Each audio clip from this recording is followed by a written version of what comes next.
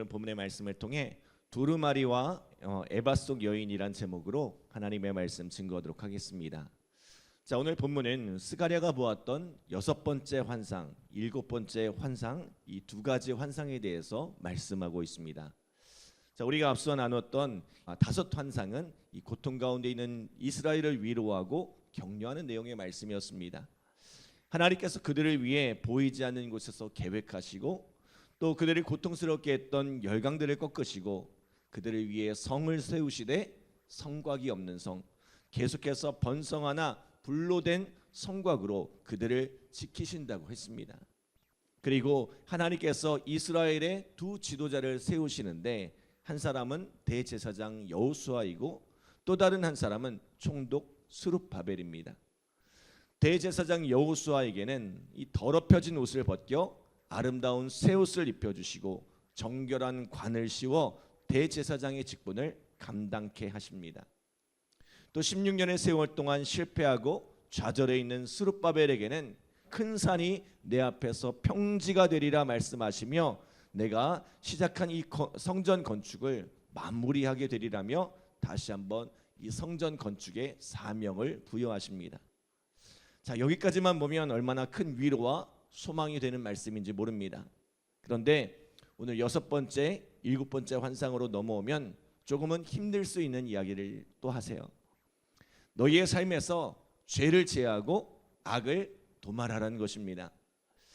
여러분, 실패한 사람에게, 지쳐있는 사람에게 필요한 것은 따뜻한 위로와 격려입니다. 그런데요, 진정한 회복이 일어나려면 위로와 격려만으로는 되지 않습니다. 왜요? 실패의 원인을 제거하지 않으면, 잘못된 것을 제거하지 않으면 또다시 실패의 자리로 돌아갈 수밖에 없기 때문입니다. 그런 의미에서 오늘 말씀은 이스라엘의 진정한 회복을 위해 주신 말씀이라는 것을 생각하면서 함께 묵상하기 원합니다. 자, 하나님께서 6번째로 보여주신 환상은 무엇입니까? 날아가는 두루마리에 관한 환상입니다. 자, 하늘을 나는 두루마리가 있는데 크기가 무려 20규빗에 10규빗, 그러니까 9m에 한 4.5m 되는 두루마리가 하늘을 날고 있다는 거예요. 자, 그런데 이 두루마리에 어떤 내용이 기록되어 있어요? 우리 3절, 4절 말씀 함께 읽겠습니다. 3절, 4절 시작. 그가 내게 이르되 이는 온 땅 위에 내리는 저주라. 도둑질하는 자는 그 이쪽 글대로 끊어지고 맹세하는 자는 그 저쪽 글대로 끊어지리라 하니 만군의 여호와께서 이르시되 내가 이것을 보냈나니 도둑의 집에도 들어가며 내 이름을 가리켜 망령되이 맹세하는 자의 집에도 들어가서 그의 집에 머무르며 그 집을 나무와 돌과 아울러 사르리라 하셨느니라 하니라. 아멘. 자, 이 두루마리 양쪽에 2개의 저주가 담겨 있어요. 이쪽 글에는 도둑질하는 자는 끊어지리라 말씀하고 저쪽 글에는 맹세하는 자는 끊어지리라 말씀합니다. 자, 예전 목사님들은 이 말씀을 이렇게 해석했던 것 같아요. 이 도둑질이 다른 것이 아니라 하나님께 드려야 할 것을 드리지 않는 것이 도둑질이라는 거예요. 그래서 11조를 비롯해 예물을 빼먹으면 도둑질이라고 했어요. 그리고 여기서 맹세는 뭐예요? 하나님께 드리는 서원이라고 했어요. 그래서 하나님의 것을 도둑질하거나 서원을 지키지 않으면 저주가 임하리라, 끊어지리라 했던 것 같습니다. 그런데 주석에 보니까 이것을 조금 다르게 설명하더라고요. 이 두 계명은 10계명의 대인 계명과 대신 계명을 대표하는 두 계명이란 거예요. 여러분, 5계명에서 10계명에 이르는 대인 계명을 예수님은 내 이웃을 내 몸과 같이 사랑하라라는 계명으로 요약해 주셨지만 오늘 본문은 도둑질하지 말라라는 8계명으로 요약했다는 거예요. 부모를 공경하고 섬기지 않는 것은 부모에게 마땅히 돌아갈 몫을 빼앗는 도둑질이라는 거예요. 또 살인은 다른 사람의 생명을 도둑질하는 일이라는 거예요. 그리고 간음은 다른 사람의 아내나 남편을 도둑질하는 거예요. 그리고 거짓 증거하는 것은 다른 사람의 기회를 빼앗는 일이며 이웃을 탐하는 것은 도둑질의 시작이란 것입니다. 자, 그래서 야고보서 1장 14절로 15절에 보면 이렇게 말씀합니다. 오직 각 사람이 시험을 받는 것은 자기 욕심에 끌려 미혹됨이니 욕심이 잉태한즉 죄를 낳고 죄가 장성한즉 사망을 낳느니라. 도둑질의 다른 이름이 뭐예요? 욕심입니다. 모든 시험과 모든 죄는 바로 이 욕심에서 시작된다는 거예요. 인생의 많은 실패가 어디서 비롯됩니까? 이 욕심에서 비롯됩니다. 닿을 듯 닿지 않는 것이 바로 인간의 욕심이에요. 조금만 더 하면 닿을 것 같은데 닿지 않으니까 그것을 붙잡기 위해 내 능력 밖의 일을 벌이는 거예요. 하지 말아야 할 일을 하게 되는 거예요. 그래서 그 끝없는 욕심을 채우려다가 결국은 패망의 길을 가게 되는 것입니다. 또 두루마리의 반대편에는 망령되이 맹세하는 자는 끊어지리라 라고 말씀하고 있어요. 자, 이것은 대신계명의 요약이에요. 이 첫 번째 계명은 이 다른 신을 내게 두지 말라. 또 두 번째 계명은 우상을 만들지 말라는 계명인데 결국 뭐예요? 하나님의 이름을 망령되이 하지 말라는 거예요. 하나님이 받으셔야 할 영광을 그분께 온전히 올려드리라는 거예요. 하나님은 찬양과 영광을 받으시기에 합당한 분이세요. 베드로전서 2장 9절에 보면 이렇게 말씀하죠. 그러나 너희는 택하신 족속이요 왕같은 제사장들이요 거룩한 나라요 그의 소유가 된 백성이니 이는 너희를 어두운 데서 불러내어 그의 기이한 빛에 들어가게 하신 이의 아름다운 덕을 선포하게 하려 하심이라. 하나님은 우리를 통해 세상 가운데 당신의 영광스러운 빛을 발하기를 원하십니다.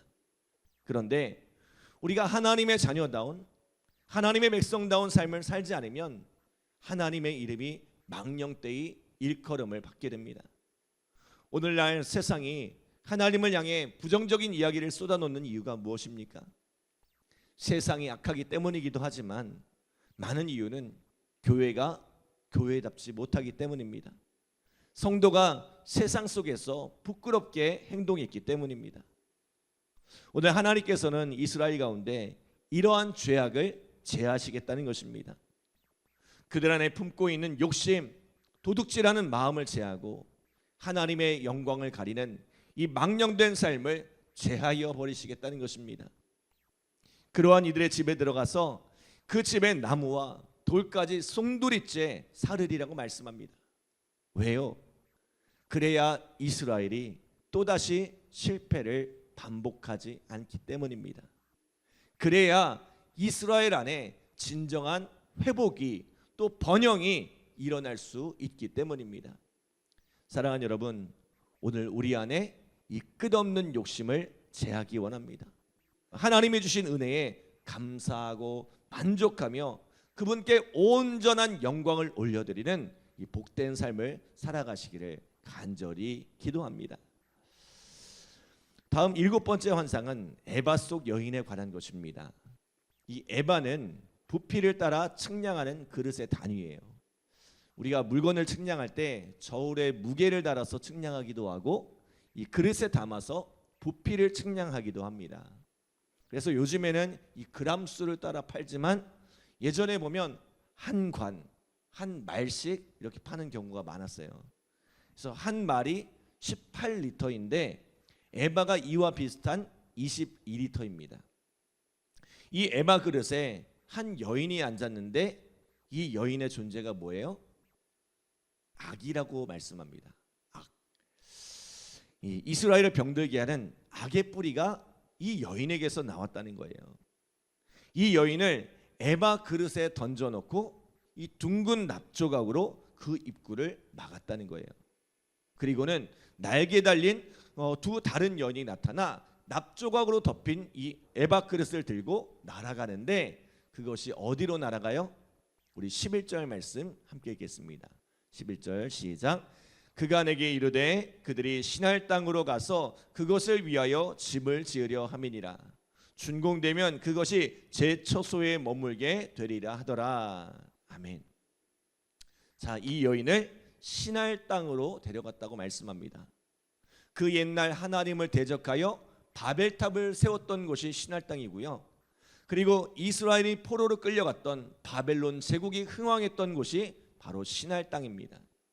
그러니까 지금 이스라엘을 병들게 한 이 모든 죄악이 어디서 왔다는 거예요? 바벨론으로부터 왔다는 거예요. 그들이 바벨론에서 살아가던 70년 동안 그들의 죄악된 문화, 죄악된 생각, 세상적인 욕심이 그들 가운데 스며들게 되었다는 거예요.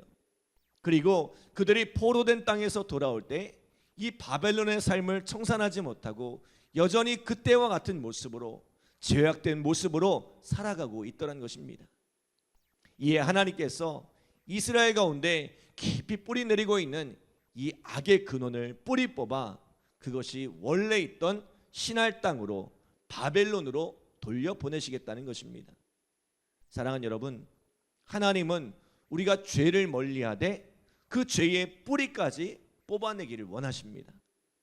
더 이상 우리가 죄의 종노릇하지 않고 우리 속에서 그 죄가 진멸되기를 원하십니다. 자, 이것이 어떻게 가능하죠? 여러분, 우리에게는 사단을 이길 힘이 없어요. 죄를 이길 능력이 없습니다. 그러나 로마서 8장 1절로 2절에 보니까 뭐라고 말씀해요? 그러므로 이제 그리스도 예수 안에 있는 자에게는 결코 정죄함이 없나니 이는 그리스도 예수 안에 있는 생명의 성령의 법이 죄와 사망의 법에서 너를 해방하였음이라. 아멘.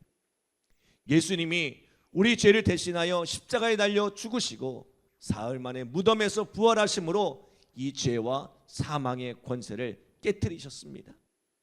원수마귀 사단의 머리를 짓밟으셨습니다. 그러므로 그 예수 그리스도를 믿는 자는 사단을 이깁니다. 죄를 이깁니다. 그리고 로마서 16장 20절에 이렇게 약속하세요. 평강의 하나님께서 속히 사단을 너희 발 아래 상하게 하시리라. 아멘. 여러분, 예수님께서 사단의 머리를 짓밟으셨던 것처럼 오늘 우리도 그 사단을 짓밟고 서게 하시리라는 것입니다. 하나님은 우리가 늘 죄에 져서 이 정죄감 속에 살아가는 실패한 인생이 아니라 사단을 짓밟고 승리하는 승리자의 삶으로 우리를 부르셨습니다. 부질없는 욕심에, 헛된 것에, 작은 것에 마음을 빼앗겨 자신을 망가뜨리는 인생을 살지 마시고 오늘 주님께서 주신 이 놀라운 약속에 참여하는 우리 믿음의 성도들 되시기를 간절히 기도합니다. 기도하겠습니다. 하나님 감사합니다. 복된 새벽을 깨워주시고 오늘도 귀한 말씀으로 우리의 삶을 인도하여 주심에 감사드립니다. 하나님, 우리의 마음속에 품고 있는 모든 죄악과 더러운 허물들을 용서하여 주시고 오늘 예수 그리스도의 십자가 보혈로 깨끗이 씻어내 주시길 원합니다. 오늘 우리가 사단의 종노릇하고 죄의 종노릇하는 인생이 되지 않게 하여 주시고 우리 안에 있는 모든 죄악을 도말하여 주시고 깨끗하게 하여 주셔서 하나님 앞에 거룩한 삶, 승리의 삶, 번영의 삶, 축복의 삶을 살아갈 수 있도록 우리의 삶을 인도하여 주시옵소서. 오늘 이 새벽에도 간절한 마음으로 기도하는 우리 성도들 주님께서 축복하여 주시고 응답하시는 귀한 사랑과 은혜를 경험케 하여 주시옵소서. 감사드리며 예수님의 이름으로 기도드립니다. 아멘.